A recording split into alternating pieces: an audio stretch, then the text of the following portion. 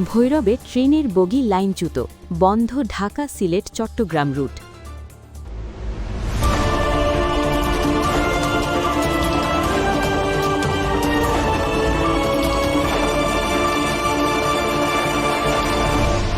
Channel CB.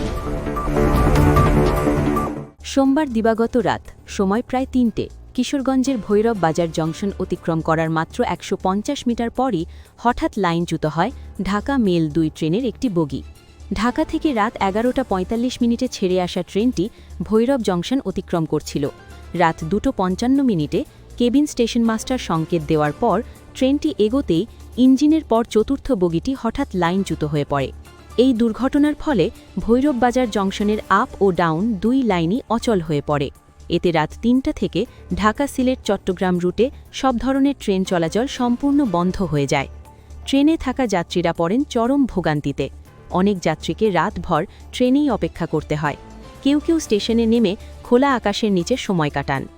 ঘটনার পরপরই উদ্ধার কাজ শুরু করা সম্ভব হয়নি।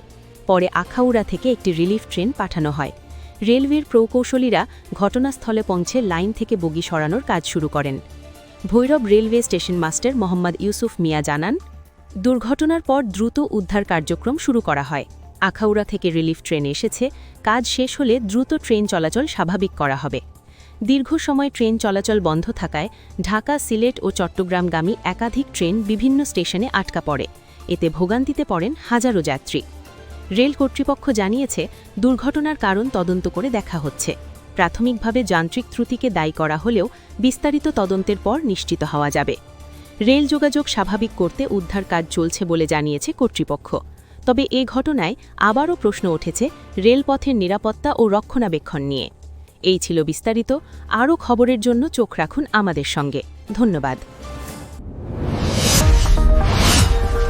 Subscribe now for daily news and updates.